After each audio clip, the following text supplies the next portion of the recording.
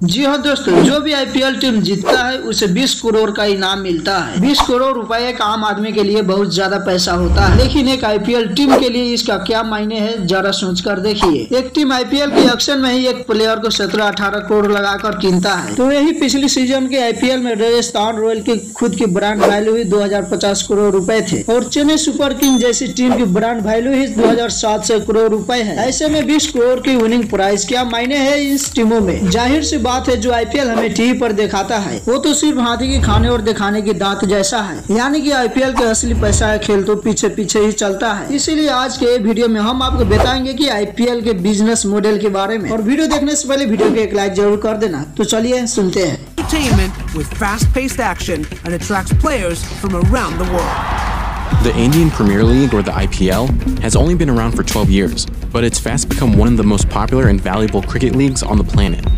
India has given a model for other countries to. दोस्तों, आपको पता है कि नहीं, आईपीएल से 1 साल पहले आईसीएल को स्थापना करी गई थी। जी हाँ दोस्तों, आईपीएल नहीं आईसीएल, इनका फुल फॉर्म है इंडियन क्रिकेट लीग। इसकी खास बात यह थी कि इसे एक प्राइवेट कंपनी के द्वारा शुरू किया गया था, जी इंटरटेनमेंट इंटरप्राइजेज। वही कंपनी जो जी टीवी जी न्यूज चलाती है, इसी कंपनी ने इस आईसीएल लीग का बनाया था। इस आईसीएल का कंसेप्ट बिल्कुल आईपीएल वाला ही था। विभिन्न शहरों से टीम होता था और प्लेयर को अक्सर में खरीदा और एक दूसरे से खिलाई जाती थी।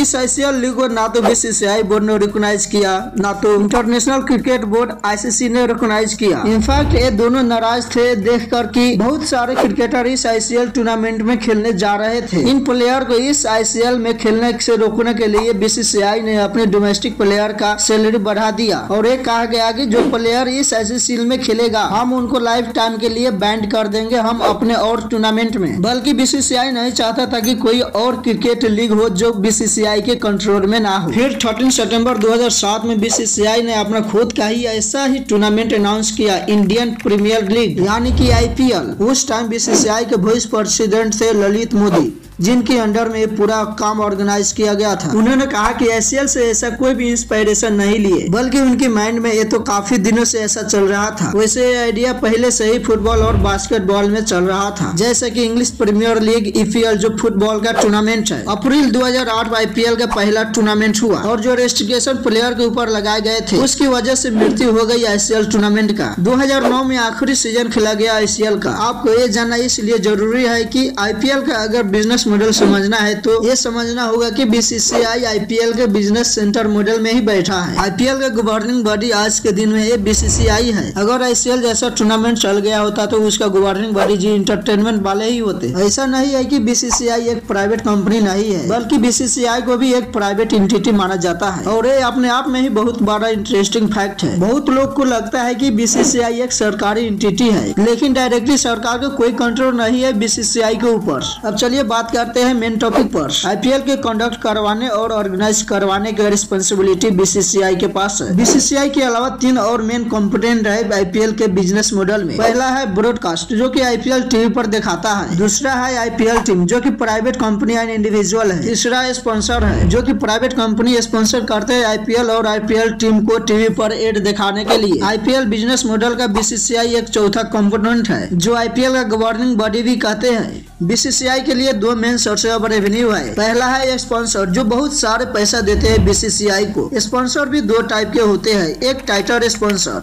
आपको याद होगा कि एक टाइम पर इसे कहा जाता था कि डीएलएफ आईपीएल, फिर आईपीएल को कहने लगे पेप्सी आईपीएल, वीवो आईपीएल और आज के दिन कहते हैं टाटा आईपीएल। जिस ब्रांड को इस्तेमाल किया जाता है आईपीएल से पहले इसे टाइटल स्पॉन्सर कहा जाता है, क्योंकि जब जब आप इस आईपीएल का नाम मुंह में लोगे तब तब आप इस कंपनी का नाम दिमाग में आएगा। तो ये ब्रांड बहुत सारे पैसा देता है टाइटल स्पॉन्सर के लिए। पहले शुरुआत की 5 सालों तक डीएलएफ टाइटल स्पॉन्सर रहा है, जिन्होंने 40 करोड़ रुपए एक सीजन को बीसीसीआई को देता था। उसके बाद पेप्सी आया, जिन्होंने 29 करोड़ पर सीजन देते थे। फिर वीवो ने बहुत सारे पैसे स्पेंड किए। 2016-17 में 100 करोड़ रुपए और 2018-19 में 4 से 40 करोड़ रुपए। वही 2020 का टाइटल स्पॉन्सर ड्रीम 11 था और 2021 में फिर से वीवो वापस आ गया था। 2020 में वीवो ने विथड्रॉ कर लिया था टाइटल स्पॉन्सर, क्योंकि चाइना और इंडिया के बीच में टेंशन चल रही थी। वीवो एक चाइनीज कंपनी है, इसीलिए 2020 में ड्रीम 11 ने ही स्पॉन्सर किया था। फिर से उसके बाद वीवो वापस आ गया। आप देख सकते हैं कि ये चाइनीज कंपनी कितने पैसे देते हैं एक स्पॉन्सर करने के लिए। और पिछले साल टाटा ने स्पॉन्सर किया था 3 से 30 करोड़ रुपए में। आप लोग ये देखकर अंदाजा लगा लो कि ये लोग क्यों भागते हैं चाइनीज कंपनी के ओर, क्योंकि चाइनीज कंपनी बीसीसीआई को बहुत ज्यादा पैसा देता है। अब जो टाइटल स्पॉन्सर से जो पैसा मिलता है बीसीसीआई को, वो पैसा में से 50% खुद रखता है और 50% टीमों में बांट देता है। टाटा ने पिछले साल 2 साल के लिए कॉन्ट्रैक्ट साइन किया था, इसीलिए इस साल भी टाटा ही रहेगा टाइटल स्पॉन्सर। इसके अलावा होते हैं आईपीएल के ऑफिशियल स्पॉन्सर। कुछ ब्रांड जो आईपीएल की अलग अलग चीजों के स्पॉन्सर करते हैं, जैसे कि सीएट टायर ने स्ट्रैटेजी ब्रेक के लिए स्पॉन्सर किए हैं और इसके लिए 30 करोड़ रुपए देते हैं बीसीसीआई को। इसके अलावा कमेंटेटर के बोलते हुए सुने होंगे कि पावर प्ले चल रहा है, यानी कि ऐसा बोलता है कि क्रिकेट पावर प्ले चल रहा है। फिर इन्होंने बना रखा है कि dream 11 challenger of the match. ऐसा स्पॉन्सर करने से ही बीसीसीआई को ऑफिशियल स्पॉन्सर से ही 2 से 10 करोड़ रुपए मिलने लगे। स्पॉन्सर एक जरिया हो गया है बीसीसीआई के कमाई का। इसके अलावा दूसरा है सबसे बड़ा जरिया बीसीसीआई के कमाई का, ब्रॉडकास्टर को राइट देना। पब्लिक के देखने के लिए आईपीएल किसी न किसी टीवी चैनल पर प्ले किया जाएगा। तो किस टीवी चैनल पर प्ले किया जाए? हर कोई चाहेगा कि मेरे टीवी चैनल पर प्ले हो, ताकि ज्यादा से ज्यादा व्यूअरशिप मिल सके। और इस आईपीएल को टीवी चैनल पर दिखाने के लिए बीसीसीआई ने बहुत सारे पैसे लेते हैं। आईपीएल के पहले 10 सालों का कॉन्ट्रैक्ट मीडिया राइट सोनी के पास था, यानी कि 2008 से लेकर 2017 तक। इसके लिए इन्होंने 8,200 करोड़ रुपए स्पेंड किए थे, यानी कि हर सीजन के लिए 8 से 20 करोड़ रुपए। फिर 2018 में स्टार स्पोर्ट ने इसका राइट खरीद लिया 16,400 करोड़ रुपए में अगले 5 सालों के लिए, यानी कि एक सीजन का 3,300 करोड़ रुपए बीसीसीआई को देता है। बीसीसीआई इन पैसों में से आधा खुद रख लेता है और बाकी पैसा टीमों में दे देता है। और यहाँ ब्रॉडकास्ट के पर्सपेक्टिव से देखे तो स्टार स्पोर्ट ने 16,400 रुपए स्पेंड किया, जो कि अपने आप में बहुत सारे रुपए है। अगर स्टार स्पोर्ट ने इतना पैसा स्पेंड किया है तो वापस कुछ न कुछ तो मिलता होगा, नहीं तो इतना पैसा खर्च क्यों करते बेमतलब का। तो बात यह है दोस्तों कि ना सिर्फ वापस मिलते हैं बल्कि मुनाफा ही कमाते हैं। स्टार स्पोर्ट पर आईपीएल के दौरान 10 सेकेंड एड चलवाना है तो 10 सेकेंड एड के लिए आपको 15 लाख रुपए स्पेंड करना पड़ता है, यानी कि एग्जैक्ट 14.5 लाख। ये स्टार स्पोर्ट का प्राइस है। अगर आप एड चलवाते हैं मैच के बीच, यानी कि जो ओवर खत्म होता है उसके बाद जो एड चलता है, उसके लिए आपको 10 सेकेंड के लिए 15 लाख रुपया देना पड़ेगा। इसके अलावा टीमों में बहुत सारे स्पॉन्सर होता है जो कि जर्सी पर दिया जाता है, यानी कि जर्सी पर विभिन्न किस्म की कंपनियां का नाम होता है, वो सभी स्पॉन्सर के द्वारा ही लिखा जाता है। एक टीम को एक सीजन में तैयार करने के लिए लगभग 200 करोड़